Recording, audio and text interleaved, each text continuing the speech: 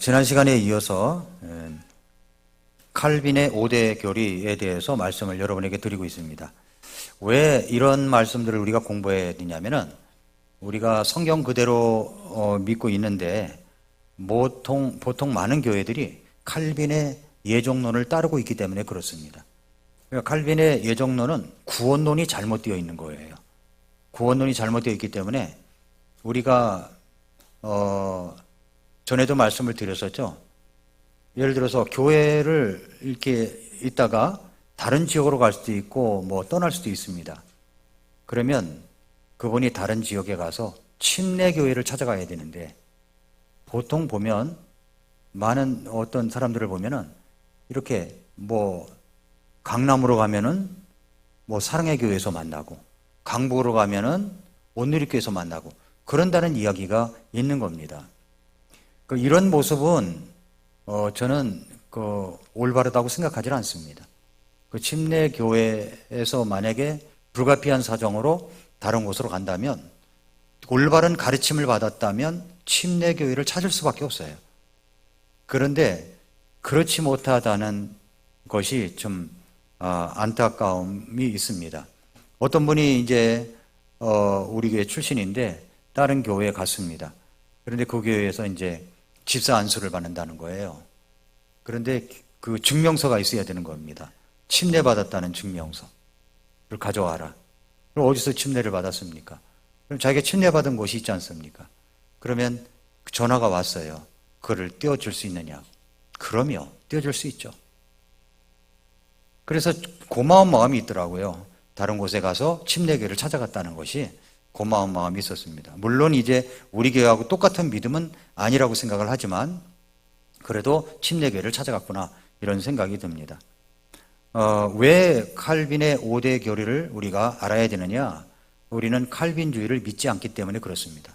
칼빈주의의 예정론은 아주 이 믿음의 구원론에 엄청난 잘못이 있습니다. 성경에서 나온 이야기가 아니라 자기가 교리를 만들어서 이야기하고 있기 때문에 문제가 있다는 거죠. 칼빈의 교리, 여기 그렇게 예정론이라는 것을 믿는 교리는 5가지로 압축할 수가 있습니다. 이것을 보통 이제 튤립이라고 이야기를 합니다. 한번 띄워주세요. 뒤쪽에도 띄워주시고. 네. 튤립 5대 강령입니다. 첫 번째가 전적인 타락, 무조건적인 선택, 제한적인 속죄, 저항할 수 없는 은혜, 성도의 견인, 이런 것이죠. 복습을 한다면 전적 타락은 당신이 너무 타락해서 아무것도 할 수가 없기 때문에 그렇기 때문에 구원조차 받을 수가 없다. 이렇게 이야기하는 것이고, 또 무조건적인 선택은 당신이 태어나기도 전에 하나님께서 이미 선택하신 것이다. 이미 선택하셨다는 거예요. 태어나기도 전에 어떻게 선택해요? 구원받을 사람, 구원받지 않을 사람 이미 다 선택을 해놓으셨다는 거죠. 제한된 속죄는 뭐냐면 예수님께서는 오직 구원받을 사람들만을 위해서 십자가에서 대속하셨다. 이렇게 말하는 겁니다. 제한된 속죄가. 네 번째는 정할 수 없는 은혜. 당신이 이것을 원하든지 그렇지 않든지 간에 하나님은 당신의 의지와 상관없이 이제 구원받게 할 수가 있다. 이런 이야기고, 성도의 견인은 창세전에 이미 구원받기로 예정되었다면 당신이 어떠한 것을 하든지 상관없이 결국은 죽어서 하늘나라에 간다. 이런 것입니다. 칼빈의 5대 교리가 왜 잘못되었는가, 이거에 대해서 우리가 알아야 되는데, 제일 먼저 용어를 잘 알아야 된다고 그랬죠. 용어를 잘 알아야 됩니다. 우리가 이제 개역 성경을 쓰다가 킹제임스 성경을 쓰게 되다 보면은 너무 수십 년간을 갖다가 개역 성경을 썼기 때문에 개역 성경 용어에 젖어 있을 수가 있습니다. 그렇죠? 그래서 킹제임스 성경에는 그렇게 번역이 안 되어 있는데 그 번역된 것을 가지고 이렇게 이야기를 해야 되는데 그걸 가지고 그것이 아니라 개역 성경의 용어를 가지고 기도할 때도 있고 말을 할 때도 있습니다. 저는 이것이 뭐 이렇게 바뀌어지는 과정이라고 생각하기 때문에 이해할 수 있습니다만은 우리가 그래도 킹제임스 성경을 쓰는 교회인데 용어도 그렇게 바뀌어져야 된다고 생각합니다. 오늘 이영호 집사님도 기도할 때 보면은 정확한 용어를 써서 기도하고 있구나 이렇게 이제 생각이 되어지는데 그 용어를 바로 쓸 줄 알아야 되고 또 한 가지는 뭐냐면 우리 찬양대에서도 찬양을 부를 때 용어가 있어요. 용어. 예를 들어서 하나님의 보좌가 아니라 왕좌여야 맞는 겁니다. 왕좌. 그래서 앞으로 찬양대에서 찬양대의 악보 그대로 되어 있는 것만 가지고 하는 것이 아니라 이렇게 바뀌어져서 좀 킹제임스에 번역되어 있는 용어, 정확한 용어를 가지고 찬양도 불렀으면 좋겠다 이런 생각이 듭니다. 오늘 아침에 찬양대 찬양은 너무 멋있었어요. 너무 감동적이었고 정말 감사하다. 우리가 이렇게 높이 찬양할 수 있는 것이 얼마나 감사하느냐 하는 그런 마음이 들었는데 거기에 보좌라는 말이 나와가지고 보좌를 왕좌로 고쳐야 되지 않는가 이렇게 생각이 들어서 말씀을 드립니다. 이것이 이제 우리가 이제 용어를 바꿔가는 그런 과도기적인 그런 시기 속에 있다고 생각이 듭니다.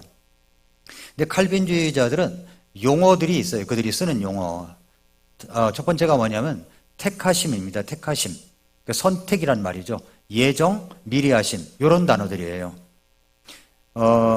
에베소 1장 4절에 보면은 이것은 우리가 사랑 안에서 자신 앞에 거룩하고 흠이 없게 하시려고 세상의 창건 이전에 그리스도 안에서 친히 우리를 택하시며 라고 그랬죠.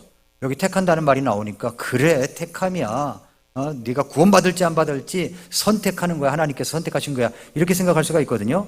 여기서 택하셨다는 말은 우리가 사랑 안에서 자신 앞에 거룩하고 흠이 없게 하시려고 세상의 창건 이전에 그리스도 안에서 택하셨다는 말이 됩니다. 이 구절 속을 읽어보면 그 답이 다 나와 있는 거예요. 구원받기로 선택했다든가 구원받지 않기로 선택했다는 말이 아닙니다. 사랑 안에서 자신 앞에 거룩하고 흠이 없게 하시려고 창건 이전에 예수님 안에서 그리스도 안에서라는 말입니다. 그리스도 안에서 택하셨다는 말이 되는 겁니다. 이 말은 이미 구원받은 우리를 택하셨다는 말이지 구원받기도 전에 택하셨다는 말이 아닙니다. 구원받을 것을 선택했다는 말이 아니라 구원받은 우리를 택하신 겁니다. 왜 택하셨습니까? 목적이 뭡니까? 우리가 사랑 안에서 자신 앞에 거룩하고 흠이 없게 하시려고 택하셨다는 말이죠. 개개인을 하나님이 구원받는 사람, 구원받지 않는 사람으로 택하셨다는 말이 절대 아닙니다. 구절 속에 다 답이 들어있어요. 선택했다, 일렉트라고 하는 단어가 아니라 우리를 거룩하고 흠이 없게 하시려고 그리스도 안에서 이 chosen, 택하셨다는 말이 되는 겁니다. 그 다음에 이제 예정하셨다는 말이 나와요. 예정. 에베소 1장 5절 6절에 보니까 자신의 선하시고 기뻐하시는 뜻에 따라 우리를 예정하사, 예정이 나왔으니까 또 이제 칼빈주의자들은 여기 예정이란 말이 나와 있지 않느냐라고 해서 또 똑같은 이야기를 할 수가 있습니다. 예정하사 예수 그리스도를 통해 자신의 아이들로 입양하심으로써 자신의 은혜의 영광을 찬양하게 하심에 따른 것이니라. 그 은혜 안에서 하나님께서 우리를 그 사랑하시는 자 안에서 받아주셨고, 예정하신 목적이 뭡니까? 하나님의 은혜의 영광을 찬양하게 하시려고, 그래서 그 일을 위해서 우리를 입양하신 것입니다. 입양, 양자 삼는다고 하는 것은 두 가지 의미가 있어요.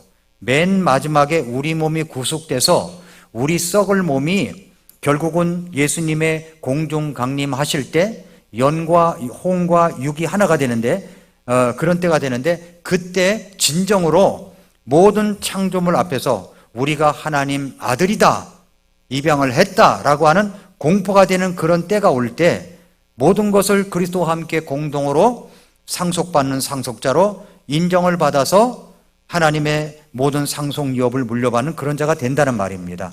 이런 의미로 예정이라는 말이 쓰여진 거예요. 그래서 이어지는 에베소서 1장 13절 14절 말씀에 보면은 너희도 진리의 말씀 곧 너희 구원의 복음을 들은 뒤에 그리스도를 신뢰하였고, 구원의 복음을 들은 뒤에 어떤 일이 벌어져요? 그리스도를 신뢰하고 또 너희가 믿은 뒤에 또한 그분 안에서 약속의 저 거룩하신 영으로 봉인되었는데, 이 영께서는 값주고 사신 그 소유물이 구속받을 때까지 우리 상속 유업의 보증이 되사 하나님의 영광을 찬양하게 하시느니라 라고 했습니다. 구원의 복음을 들은 뒤에 어떤 일이 벌어져요? 그리스도를 신뢰하고 그리고 믿은 뒤에 하나님이 무조건적으로 창세전에 어떤 사람을 구원받기로 예정해서 구원받는 게 아니라 복음이 전달이 되면 그 구원의 복음을 들은 뒤에 그리스도를 신뢰하고 그 믿은 다음에 13절에 있는 말씀대로 되는 것입니다. 13절 이 진리의 말씀, 너희 구원의 복음을 들은 뒤에 그리스도를 신뢰하였고 너희가 믿은 뒤에 또한 그분 안에서 약속의 저 거룩하신 영으로 봉인되었다, 이렇게 말씀하고 있는 거죠. 이 말씀은 들여다보면 구원의 과정이 있다는 말이 아닙니다. 과정이 있는 게 아닙니다. 하나님께서 창세전에 어떤 사람을 구원으로 예정하셔서 구원받게 하는 것이 아니라 복음이 전달되면 구원의 복음을 들은 뒤에 그것을 신뢰하게 되고 믿은 다음에 봉인이 된다, 그 말이 되는 겁니다. 이해가 되셨습니까?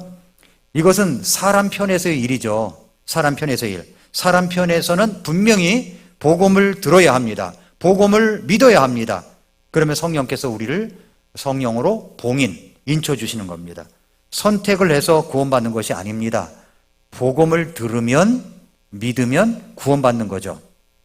예, 우리는 하나님께서 주신 자유의지를 갖고 믿을 수 있는 겁니다. 거부할 수도 있습니다. 거부하면 거부한 대가를 자신이 책임지고 치러야 되는 거죠. 그 다음에 이제 하나님의 예지 여정과 선택과 자유의지라는 게 있는데, 이것은 사람 편에서의 이야기가 아니라 하나님 편에서의 설명입니다. 예지 예정, 이 말은 미리 아셔서 예정하셨다는 말이 되는 거거든요. 예정, 예지라는 말은 미리 아심이라는 말입니다. 예지, 하나님은 미리 아신다는 거죠. 하나님은 미리 아십니다. 하나님이 모든 것을 미리 아십니다. 하나님께서 우리 대한민국에 6.25 때 전쟁이 일어날 것을 미리 아셨을 겁니다. 그렇죠? 아셨습니다. 그리고 많은 선교사님들이 한국에 들어와서 복음을 들고 와가지고 올바른 복음을 전해주기 위해서 순교도 하고 때로는 정말 올바른 복음, 올바른 성경을 전해준 것이 있었습니다. 하나님은 그거 다 미리 하신 거죠. 미리 하실 수 있지 않습니까? 하나님은 미리 아셔요. 미리. 그런데 하나님의 미리 아심이란 말은 하나님의 하나님 되심의 증거라는 겁니다. 하나님의 하나님 되심의 증거는 하나님이 전지하셔야 한다는 거예요. 다 하셔요. 다 하셔요. 전지하신다는 말은 모든 것을 다 하신다는 말입니다. 하나님은 다 하십니다. 그런 모습이 하나님이십니다. 그런 의미에서 하나님의 미리 아심이라는 단어가 있는 것이고, 또 하나는 하나님은 세상의 창건 이전에 이 땅에 태어날 모든 사람에 대해서도 다 아십니다. 아셔요. 그렇게 아심에도 불구하고 인간에게 뭘 주셨어요? 자유의지를 주셨죠. 자유의지를. 그 자유의지를 갖고 선악과를 택해서 따먹은 일에 대해서도 하나님은 미리 아셨을까요? 모르셨을까요? 다 아신 겁니다. 다 아셨어요. 그럼에도 불구하고 잘못될까봐 그거 따먹으면 안 돼, 손을 가는데 손을 탁 쳐가지고 못 따먹게 하셨습니까? 아니에요. 우리에게 자유의지를 주신 겁니다. 자유의지를 주셔서 네가 따먹는 날에는 네가 죽으리라 그랬잖아요. 죽을까 하노라가 아니라 죽으리라고 분명히 말씀하셨습니다. 자유의지를 주신 겁니다. 그 자유의지를 주님은 꺾지 않으셨어요. 따먹을 것을 아셨습니다. 아담에게 줄 것도 아셨습니다. 다 하신 거죠. 그럼에도 불구하고 하나님은 인간에게 자유의지를 주신 것을 로봇처럼 통제하시지 않고 자유의지를 그대로 부여하셨습니다. 하나님은 아담과 하와를 죄를 짓지 못하도록, 하나님의 말씀을 거역하지 못하도록 그렇게 통제하지 않으셨다는 겁니다. 그렇게 하셨다면, 해놓으셨다면 어떻게 인간이 죄를 지을 수가 있겠습니까? 사람이 죄를 짓고 살아간다는 것은 이미 그 사람 안에 자유의지가 있다는 것을 말합니다. 하나님께서 모든 것을 통제하시고 로봇처럼 만드셨다면 마귀 루시퍼가 타락해서 사탄이 된 일은 결코 없었을 것입니다. 자, 장로교에서 가르치는 예정론이라는 것은 하나님께서 모든 일이 일어나는 것을 미리 안다는 말을 뭐라고 해석하냐면 하나님은 운명을 정해놓으셨다는 말로 해석을 해버려요. 예수님의 12제자 가운데 베드로가 구원받을 것을 하나님은 미리 아실까요? 모르실까요? 아셨습니다.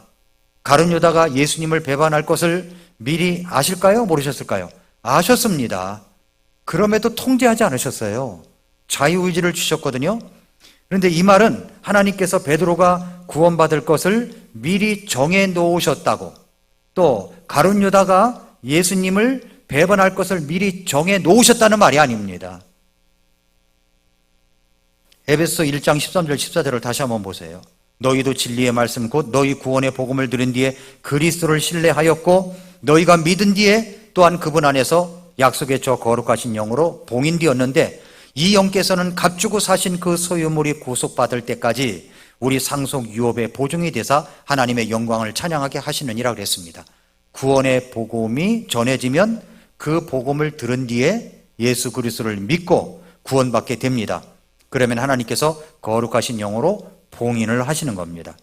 어떤 사람이 의지를 갖고 받아들여야 구원을 받는 것이죠. 자기 의지와 상관없이 구원받는 게 아닙니다. 어떤 사람은 믿으려고 하는 의지를 거절하는 사람도 있습니다. 그래서 그렇게 복음을 전해도 안 듣죠.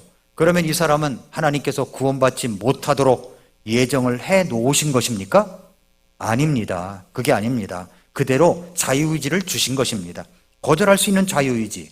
그러나 거절에 대한 책임은 본인이 지게 되어 있습니다. 어떤 사람은 단 한 번 구원의 복음을 들었는데 어린아이처럼 바로 받아들일 수 있습니다. 구원받았습니다. 그러면 어떤 사람은 하나님께서 구원받도록 예정을 해 놓으셨다는 것입니까? 아닙니다. 하나님은 어떤 사람도 구원받지 못하도록 예정하지 않으십니다. 그것은 그 사람의 자유의지와 결단에 의해서 달라지는 것입니다. 그런데 여기서 어떤 사람이 구원의 복음을 듣고 받아들일 것을 하나님은 미리 아실까요? 모르실까요? 다 아십니다. 어떤 사람이 구원의 복음을 듣고 거절할 것을 하나님은 미리 아실까요? 모르실까요? 다 아십니다. 아시지만 그 사람을 그렇게 정해 놓으셨다는 말은 결코 아니라는 말입니다. 그렇게 정해 놓으셨다는 것이 예정론이고 하나님은 그렇게 정해 놓으신 것이 아니라는 말입니다. 그러니까 어떤 사람이 이제 구원의 복음을 듣고 구원을 받았습니다. 하나님은 그것을 미리 아셨습니다. 그렇다면 이런 말이 되는 겁니다. 하나님은 이렇게 구원받을 것을 미리 아심을 통해서 성도들, 즉 그리스도 안에 있는 그 사람을 보시고 그들을 구원받을 자로 선택을 하고 예정을 하신 것입니다. 이것은 인간 편의 이야기가 아닙니다. 하나님 편에서의 이야기인 겁니다. 인간 편에서는 이것을 모릅니다. 그러나 하나님 편에서는 이것을 아십니다. 다 아십니다. 전지하십니다. 하나님은 다 아셔요. 그렇다고 이것을 미리 운명적으로 정해놓으신 것을 말하는 것은 아니다라는 것을 우리가 알고 있어야 됩니다. 하나님은 구원받을 것을 아십니다. 창건 이전에 미리 아실 수 있는 분이십니다. 결코 그 사람은 구원받을 것을 하나님이 아십니다. 그렇게 그 사람을 하나님 편에서 구원받을 자로, 선택받은 자로 예정된 자라고 그렇게 하나님께서 미리 이제 그걸 아예 정해놔서 구원받을 자, 못 받을 자로 정해놓은 것이 아니라는 것입니다. 하나님은 미리 아셔요. 그렇지만 어떤 사람은 구원받을 것을 아시고 어떤 사람은 구원받지 못할 것을 아신다는 말입니다. 그래서 하나님 편에서의 미리 아심이라는 이것을 우리가 잘 알아야 그 말씀이 풀리는 것입니다. 그러니까 성경을 단편적으로 봐서는 안 되고 통합적으로 봐야 됩니다. 어느 한 구절만 가지고 주장만 고집하면 성경은 풀리지 않고 이상한 해석이 되는 거예요. 그렇게 해석하는 사람들이 이단들입니다. 이단. 예. 성경은 조직적으로 봐야 됩니다. 그래서 조직신학이 있는 거죠. 이런 말씀이 이제 성경에 딱 두 군데 나온다고 지난 시간에 말씀드렸죠. 베드로전서 1장 2절 열어보십시오. 베드로전서 1장 2절.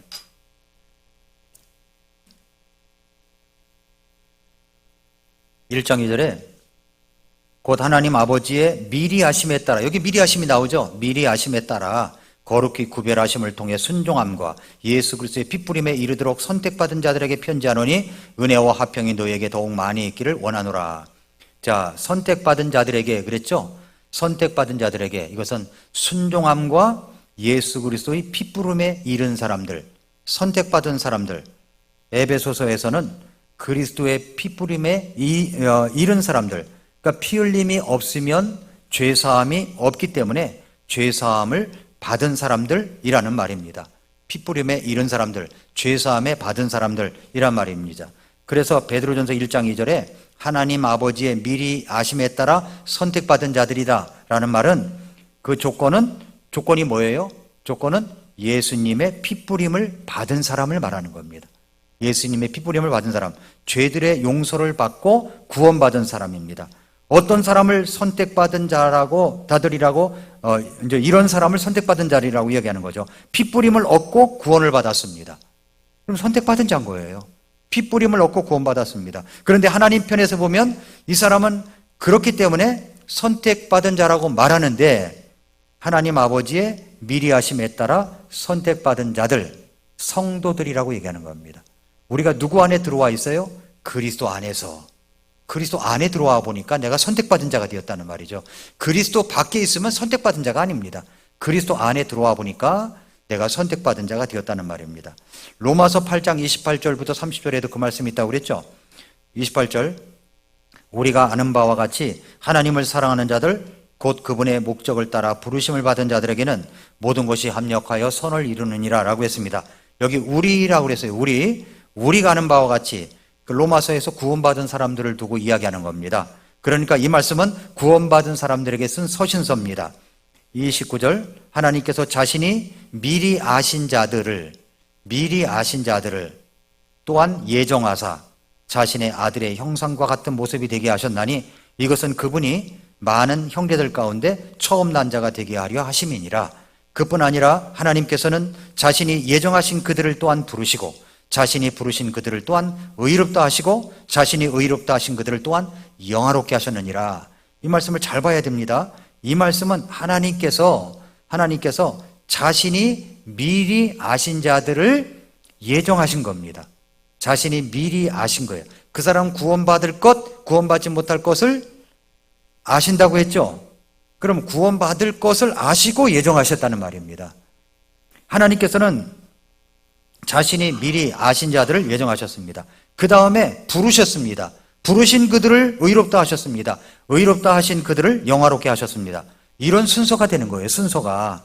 이런 구원의 과정을 보면 시작이 무엇입니까? 하나님께서 미리 아셨다는 말이죠. 미리 아셨다. 복음이 전달될 때 어떤 사람이 받아들일지 안 받아들일지 미리 아십니다.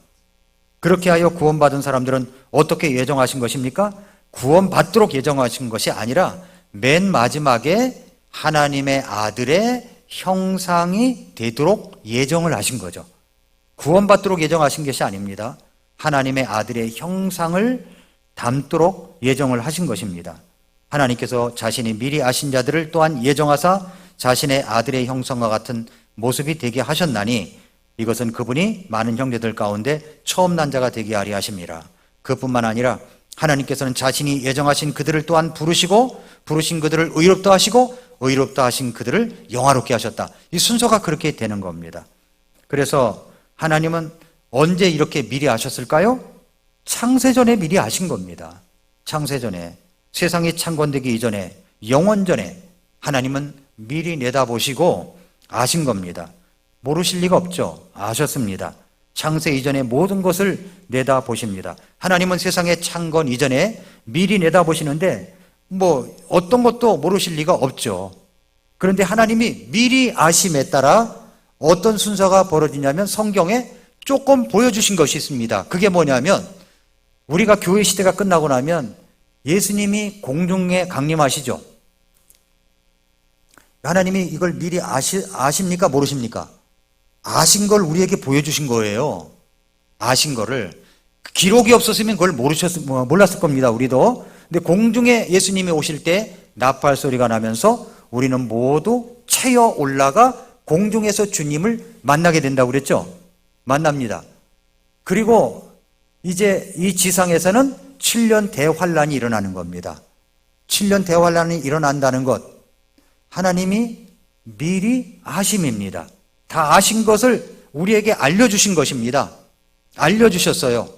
세상 사람들은 그게 몰라요. 우리는 이제 알아요. 우리는 미리 알아요. 이게 미리 아심입니다. 미리 알아요. 7년 대환란이 끝나고 나면 공중에서 예수님이 지상으로 강림하시고, 그리고 그 이후에 이제 천년왕국이 이어져 갑니다. 천년왕국 때 구원받은 사람들이 예수님의 신부로서 이제 천년왕국에 들어갑니다. 천년이 끝나고 나면 이제 흰 왕좌 심판대가 기다리고 있고, 그 심판을 받아서 이제 불호수에 던져지는 심판이 이루어진다는 겁니다. 자, 이것을 우리가 미리 알아요, 몰라요? 미리 알죠. 우리는 이제 압니다. 어떻게 압니까? 성경 말씀을 통해서 아는 것입니다. 그러나 하나님은 이런 게 없더라도 미리 아신 거예요. 다 아시는 겁니다. 미리 아심을 통해서 이제 성경 속에 여러 가지 예언서나 또 내지는 요한계시록에 이 말씀을 우리에게 주시고 있는 것입니다. 지금부터 6,000년 전에 다 아셨습니다. 다 아셨어요. 제가 이제 미라클 모닝 TV 유튜브 채널에서 말씀을 전하다 보니까 창세기 1장을 제가 창세기 1장부터 해야 되겠다라고 생각이 들어서 1장 1절부터 시작을 하는데, 창조론과 진화론 문제가 대두되잖아요. 이 얼마나 저항이 거센지 모릅니다. 저항이 얼마나 심한지 몰라요. 그래서 아예 댓글창을 이제 닫아놨습니다. 댓글창을 보면은 이제 좀 내가 댓글을 해야 되나 말아야 되나, 우리 성도님들 가운데 거기에 맞서서 우리 성도님이 아니라 어떤 분이 대응을 막 하더라고요. 하는데 왜 그런가 했더니 우리나라는 창조론을 배우지 않아요. 학교에서 과학이라는 이름으로 진화론을 배웁니다. 진화론을 배워요. 그래서 우리가 지구 나이가 6,000년이다. 그 근거가 다 있지 않습니까? 근거가 이제 내일 제가 말씀을 전하는 것을 한번 여러분 또 들어보시기 바랍니다. 유실론적 진화론이 왜 나왔는가? 그러니까 빅뱅론, 대격변론이라는 게 있는데 그게 왜 나왔는가 하는 문제를 제가 내일 한 10여 분간에 걸쳐서 그것을 전하게 됐습니다. 올려놨습니다. 여러분, 우리 지구가 생겨난 지 6,000년밖에 안 됐습니다. 6,000년. 세월이 보면은 짧은 지구라고 얘기해요. 젊은 지구라고 얘기를 합니다. 그런데 1장 1절과 2절 사이에는 대격변이 있었다는 겁니다. 그래서 거기다가 진화론자들이 하도 공격을 많이 하니까 거기다 꿰 놓은 거예요. 진화론자들이 공격을 해대도 1장 1절과 2절 사이에 대격변이 있었어. 여기 다 들어있어. 라고 대응을 하게 된 거죠. 그렇게 대응을 한 것이 이제 1920년도, 30년, 40년, 50년대까지 그때 창조과학이라고 하는 것이 없었기 때문에 그렇게 대응을 할 수밖에 없었습니다. 자세한 것은 내일 들어보시고, 지구 나이는 6,000년이라는 겁니다. 6,000년 전에 시간이 있었습니다. 처음에 하나님께서 하늘과 땅을 창조하시니라. 처음이라는 시간을 우리 하나님께서 만드셨습니다. 그때 이제 아브라함도 생기고 노아도 생기고 다윗도 생기고, 그래서 저와 여러분까지 왔습니다. 하나님이 구원에 관한 한, 하나님이 예정하신 선, 이런 모든 게 다 미리 아심에 따라 이루어진 것이라, 미리 아심에 따라 이루어진 것이다 라고 볼 수가 있는 겁니다. 미리 아셨지만 우리 눈에 들어온 것은 역사 속에서 드러나게 된 거죠. 그래서 하나님은 우리를 예정하신 그들을 또한 부르시고, 부르신 그들을 의롭다 하시고, 의롭다 하신 그들을 또한 영화롭게 하신 것입니다. 이것은 하나님 편에서 이루어진 일들을 이야기하는 것입니다. 자, 칼빈의 5대 강령 보십시오. 전적 타락, 무조건적인 선택, 그리고 제한된 속죄, 정할 수 없는 은혜, 성도의 견인입니다. 근데 지난 시간에 뭘 했냐면은 전적 타락을 했어요. 이걸 에베소서 2장 1절 말씀을 잘 해석해야 된다고 그랬죠? 예. 이게 테스트 페이퍼를 제가 준비해 와서 해야 되는데 이게 준비를 못 했습니다. 여러분이 한번 들어오실 때 OX로 한번 해볼까 생각했었는데, 에베소 2장 1절에 보니까 범법들과 죄들 가운데서 죽었던 너희를 하나님께서 살리셨도다 라고 했습니다. 그래서 칼빈주의자들은 이렇게 말하는 겁니다. 사람은 전적으로 타락했다. 전적으로 죄 가운데 있었다. 죄성이 넘쳐난다. 하나님으로부터 이제 완전히 죽었기 때문에 복음을 이해할 수도 없고 복음을 받아들일 수도 있는 능력도 없다. 이렇게 이야기하는 겁니다. 칼빈주의자들은 마치 구원받기 전에 모든 사람은 물속에 둥둥 떠다니는 시체, 스스로 듣지도 못하고 보지도 못하고 깨닫지는 못하는 시체와 똑같다라고 이야기를 합니다. 그러나 여러분, 또 2장 14절도 그랬었죠. 그러나 본성에 속한 사람은 하나님의 영의 것들을 받아들이지 아니하나니 이는 그것들이 그에게는 어리석은 것이기 때문이며 또 그가 그것들을 알 수도 없나니 이는 그것들이 영적으로 분별되기 때문이라고 했습니다. 이 구절을 붙들고도 거 봐라, 사람은 완전히 죽었기 때문에 시체처럼 반응을 못하기 때문에 우리는 전적으로 타락한 것이다, 부패한 것이다, 우리는 반응할 능력도 없다, 이렇게 이야기를 합니다. 그러나 에베소서 말씀은 2장 1절부터 5절만 있는 것이 아니라 계속되는 말씀을 보면은 그 문맥을 보면은 이해할 수가 있는 겁니다. 문맥을 보면은 2장을 보면은, 자, 2장 1절에서 죽었다고 할 때 뜻이 여러 가지가 있다고 그랬죠. 하나는 완전히 멸절되었다라는 뜻이 있고 또 하나는 분리되었다라는 뜻이 있다고 했습니다. 그런데 에베소 2장 1절에서 죽었다고 할 때 그 죽었다는 말은 멸절되었다는 말이 아니라 분리되었다는 말이 된다고 그랬죠. 분리된 겁니다. 분리가 된 거예요. 그래서 복음을 들으면 이해할 수 있고 깨달을 수 있습니다. 그리고 반응할 수 있는 겁니다. 하나님과 우리는 분리되었지만, 죄 때문에 분리되었지만, 그렇지만 반응까지도 완전히 멸절된 것은 아니다라고 하는 것입니다. 그래서 죽었다라고 하는 그 단어를 이 칼빈주의자 예정론자들은 완전히 멸절되었다라고 해석되기 때문에 우리가 반응을 할 수 없다, 전적 타락, 전적 부패라는 말이 나오게 된 겁니다. 첫 번째 예정론, 칼빈의 5대 강령 첫 번째 강령은 맞지 않은 겁니다. 그래서 자, 그 다음에 이제 두 번째로 무조건적인 선택입니다. 무조건적인 선택. 네, 두 번째로 무조건 선택. 무조건적인 선택도 우리는 이걸 믿지 않아요. 튤립의 두 번째 강령, 무조건적인 선택은 우리는 믿지 않습니다. 오늘 말씀에 에베소서 1장 3절부터 5절에 보니까 하나님 곧 우리 주 예수 그리스도의 아버지를 찬송할지어다. 그분께서 그리스도 안에서 하늘의 처소들에 있는 모든 영적인 복으로 우리에게 복을 주셨는데 이것은 우리가 사랑 안에서 자신 앞에 거룩하고 흠이 없게 하시려고 세상의 창건 이전에 그리스도 안에서 친히 우리를 택하시며 자신의 선하시고 기뻐하시는 뜻에 따라 우리를 예정하사 예수 그리스도를 통해 자신의 아이들로 입양하심으로써라고 했습니다.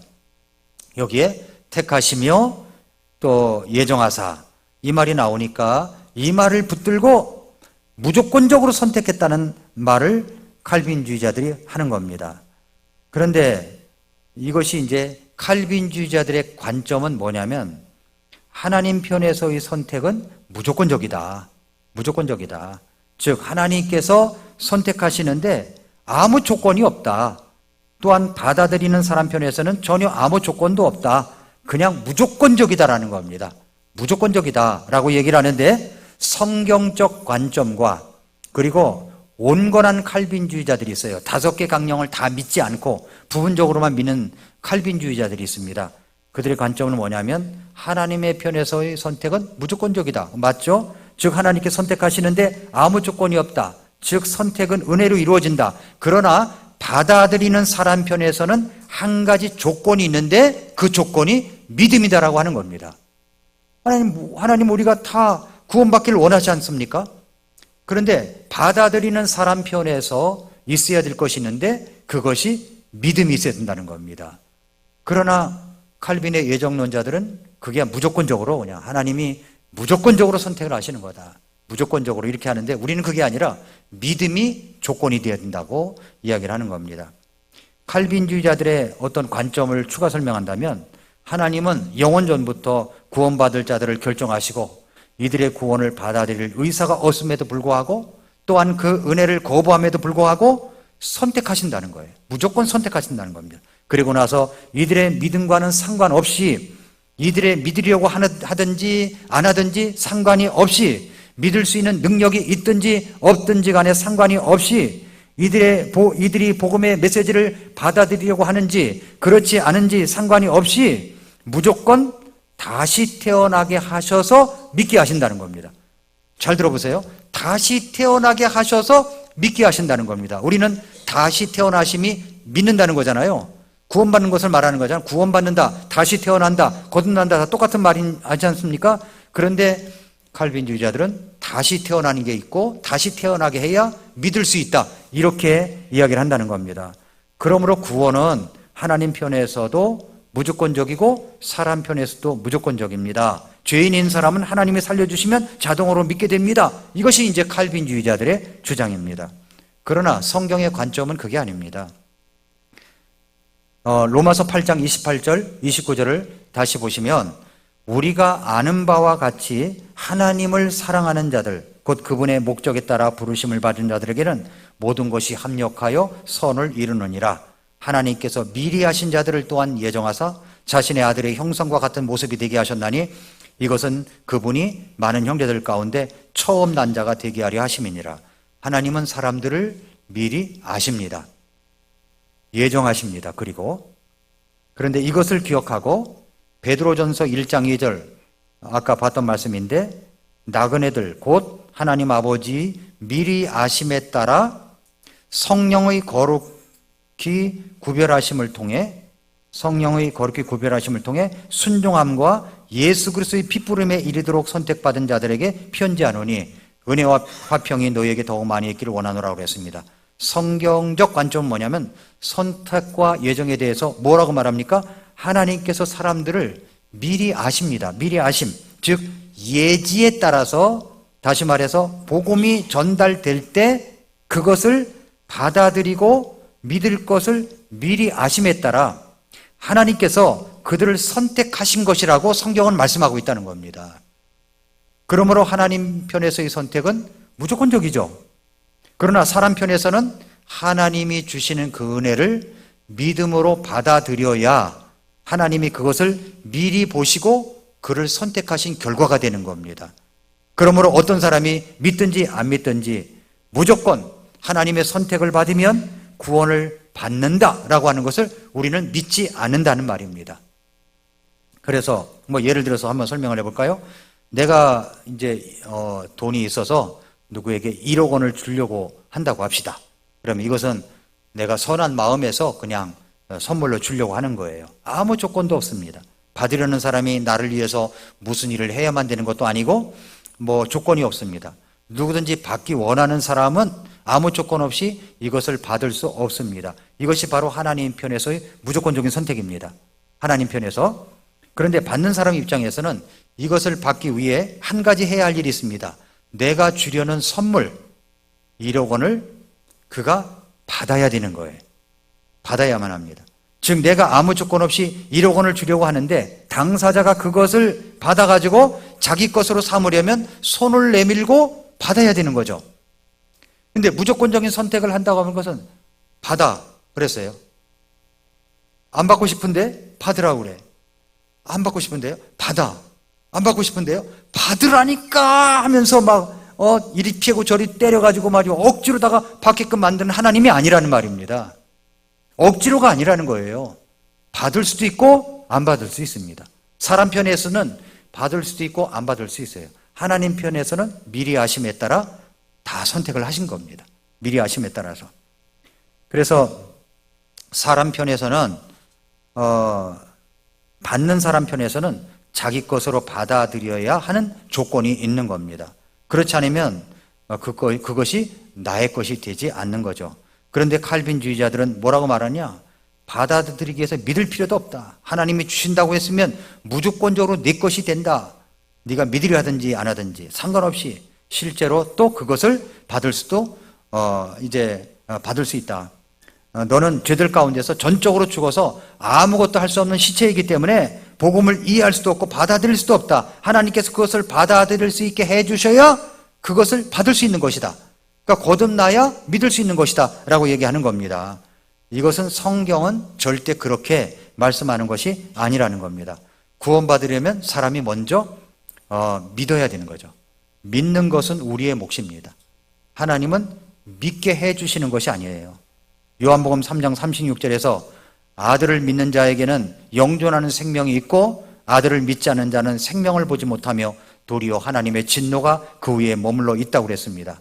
아들을 믿는 자는 구원을 받는 겁니다. 하나님의 진노가 그 위에 머물지 않습니다. 죄액사슨 사망이나 하나님의 선물은 예수 그리스도 우리 주를 통해 얻는 영원한 생명이니라 그랬죠? 구원은 하나님의 선물이에요. 선물은 내가 받아야만 선물이 내 것이 될 수 있습니다. 선물을 주려고 하는 사람이 아무리 조건 없이 주려고 해도 내가 받지 않으면 그건 내 것이 아닌 겁니다. 그래서 요한복음 1장 10절부터 13절에 보면은 그분께서는 세상에 계셨고 세상이 그분에 의해 만들어졌으되 세상이 그분을 알지 못하였으며 그분께서 자기 땅에 오셔서도 그분의 백성이 그분을 받아들이지 아니하였으나 받아들이지 않았습니다. 유대인들은 받아들이지 않았잖아요. 받아들이지 아니하였으나 12절 그분을 받아들이는 자들 곧 그분의 이름을 믿는 자들에게는 다 하나님의 아들들이 되는 권능을 그분께서 주셨으니 이들은 혈통이나 육신의 뜻이나 사람의 뜻에서 태어나지 아니하고 하나님에게서 태어났다 말씀을 하고 있습니다. 분명히 우리의 구원은 우리의 뜻이나 의지에서 나오는 것이 아니라 하나님의 은혜로운 뜻 혹은 의지에서 나옵니다. 그러나 이 구원은 우리의 의지를 통해서 우리가 받아들여야만 내 것이 되는 겁니다. 요한복음 1장 11절이 있고 12절이 있어요. 11절은 받아들이지 않은 겁니다. 12절은 받아들인 거예요. 네. 그래서 에베소서 2장 8절에 보면은 너희가 믿음을 통해 은혜로 구원을 받았나니 그것은 너희 자신에게서 난 것이 아니요 하나님의 선물로 준 겁니다. 선물 여기 있다. 네, 하나님, 제가 죄인입니다. 제가 제 죄를 회개합니다. 예수님께서 내 죄를 용서하신 것을 제가 믿습니다. 제가 받아들입니다. 이게 구원인 겁니다. 믿은 거예요. 믿습니다 하고 받아들인 것이 구원인 겁니다. 우리가 우리의 의지를 통해 그분의 선물을 받아들이지 않았는데도 무조건적으로 구원받는다고 하는 것은 칼빈주의자들의 명백한 오류입니다. 잘못된 거예요. 누가 그것에 대해서 책임을 질 수 있다는 말입니까? 잘못된 겁니다. 구원론이 잘못된 거예요. 그래서 칼빈주의자들은 이상한 말을 합니다. 뭐라고 말하냐면 그러면 나의 구원은 누구에서 이루어졌느냐? 혹은 이 구원에 대해 누가 칭찬과 영광을 받아야 하느냐? 내가 믿음으로 구원을 받아들이면 결국 내가 구원에 일조한 것이 아니냐? 이것은 행위다. 이렇게 이야기를 하는데 그것은 궤변입니다. 믿음이 있어야 돼, 믿음. 믿음이 행위입니까? 아니죠. 내가 믿는 건데. 어떤 사람이 이제 내가 주려고 하는 선물이 있을 때 받아들이는 것, 그것은 감사함으로, 믿음으로 받아들이는 것 뿐이지 그게 행위는 결코 아니라는 겁니다. 한 사람이 구덩이에 빠졌습니다. 어떤 사람이 모든 것을 동원해서 이제 기력을 다해 그를 구하려고 노력을 합니다. 드디어 구덩이는 그 사람이 손을 내밀었고 그 사람은 구출자의 손을 붙잡고 구덩이에서 빠져나와서 살아났습니다. 이 구주의 구덩이에 빠진 사람이 기여한 것이 있습니까? 빠진 사람이 기여한 것이 있어요? 그는 손을 내밀지 않았습니까? 이처럼 그 사람이 그 구주에 기여했다고 말하는 사람이 어디 있습니까? 내가 손을 내밀었다. 너 구주에 기여한 거야. 그렇게 말하는 사람이 어디 있냐는 거예요. 아니죠. 그래서 여기서 그렇게 말하면 궤변이 되는 겁니다. 칼빈주의자들은 첫째로 전적 타락이나 교리면에서 성경을 완전히 잘못 이해하고 있는 것이고 둘째로 그들은 무조건적인 선택 교리면에서 성경을 오해하고 있는 겁니다. 은혜로 구원을 주시는 하나님 편에서는 아무 조건이 없습니다. 무조건적입니다. 그러나 받는 편에서는 내가 받아들여야 구원을 받게 되는 것입니다. 받아들여야 되는 거예요. 그렇지 않으면 그는 영원히 멸망을 받습니다. 그래서 여러분, 우리가 어떤 사람이 병중에 있을 때 돌아가시게 되면은 돌아가실 때 제일 마지막으로 닿는 곳이 기라고 그러잖아요. 기는 열려 있다고 그러잖아요. 그 사람이 말할 수 있다면 니들 하는 말 내가 다 들었어. 이렇게 말하지 않겠습니까? 다 듣는 거예요. 그래서 숨이 끊어졌다고 할지라도 그 귀에다 대고 복음을 설명해 줄 줄 알아야 된다는 겁니다. 복음을. 그래서 믿고 받아들이면 됩니다. 했을 때 그 순간 찰나적으로 믿고 받아들이면 그분은 구원을 받게 되는 겁니다. 받아들이지 않으면 구원받지 못한 거죠. 천국에 가면 깜짝 놀랄 일이 세 가지가 있다는 것입니다. 첫째가 뭐냐면 저 사람은 절대로 올 사람이 아닌데 와 있다는 거예요. 예. 두 번째는 뭐냐면, 그거 와야 될 사람이 안 온 거야. 올 줄 알았는데 안 온 거야. 세 번째 놀라는 게 뭐냐면, 내가 왔다는 사실이 놀라는 겁니다. 그러므로 칼빈의 예정론은 다 잘못된 겁니다. 이제 두 번째까지 했어요. 이제 세 번째, 네 번째, 다섯 번째가 있습니다. 이것을 여러분이 우리 지식면에서 성장하라고 그랬잖아요. 베드로후서 3장 18절 말씀에 은혜면에서도 성장하고 지식면에서도 성장하라고 말씀을 했습니다. 그래서 이런 지식들을 알아야 우리가 믿음을 바르게 세워갈 수가 있습니다. 그렇지 아니하면 다 똑같은 줄 아는 겁니다. 똑같지 않습니다. 예, 어떤 분이 유튜브에서 영상을 하나 올렸는데 분노해가지고 올린 영상이 있어요. 횟수를 보니까 장난이 아닙니다. 엄청나요. 분노해가지고. 그것이 뭐냐면 부활절, 이제 일반 기성교회에서는 부활절 연합예배를 하잖아요. 부활절 연합예배에 WCC, NCC에 가입한 사람들이 함께 했다는 겁니다. 그러면서 분노하는 게 뭐냐면 NCC, WCC는 다원 종교를 믿는 사람들이고 예수님 믿지 않아도 다른 것을 통해서 구원받을 수 있다고 그렇게 천주교와 함께 통합돼가지고 그런 사람인데 그런 사람이 어떻게 같이 예배를 할 수 있느냐 하면서 막 분노해가지고 올린 영상을 잠깐 보았습니다. 그런데 확인은 안 해봤어요. 부활절 연합예배 뒤져봐가지고 영상이 진짜 있나 없나 확인을 안 해봤지만 우리 교회 주변에는 WCC에 가입돼서 앞장서서 수장 노릇하는 사람도 있다는 겁니다. 겉만 보고 판단을 하면 안 돼요. WCC는 이것은 완전 우리가 순수한 성경적으로 보면 이적단체입니다. 그건 천주교와 통합운동을 벌이는 것이에요. 그래서 우리는 올바른 믿음을 갖고 올바른 교류면에서 교회를 잘 성장해 가야 됩니다. 오늘 아침에 여러분이 들었던 말씀대로 사도행전 13장 1절부터 3절 말씀에 안디옥 교회가 들어올 때는 이전 도시를 잊어버리고 안디옥에서 빠져나갈 때는 안디옥만 기억하더라 라고 한 그 동방의 아름다운 나라라고 했지만 그렇지만 복음을 받아들였기 때문에 안디옥이라는 그런 도시가 유명해진 것이지 예수님을 받아들이지 않았다면 유명해지지 않는 겁니다. 우리도 마찬가지인 거예요. 예수님을 받아들이고 그 믿음 안에서 살려고 하는 의지, 바른 말씀의 교리를 받아들이고 그대로 세워가려고 하는 것이 있어야만 올바른 교리로 성장하는 교회가 될 수가 있습니다. 그렇지 아니하면 오늘날의 그 안디옥 이 도시가 완전히 정말 별 볼 일 없는 도시가 되는 것처럼 별 볼 일 없는 도시, 별 볼 일 없는 나라, 별 볼 일 없는 사람으로 전락될 수가 있는 겁니다. 그러므로 우리가 말씀 안에서 늘 지적인 성장이 있어야 돼요. 말씀을 잘 들을 줄 알아야 됩니다. 그래서 여러분들이 말씀을 날마다 듣고 성장하는 여러분들이 될 수 있기를 축복합니다. 기도하겠습니다.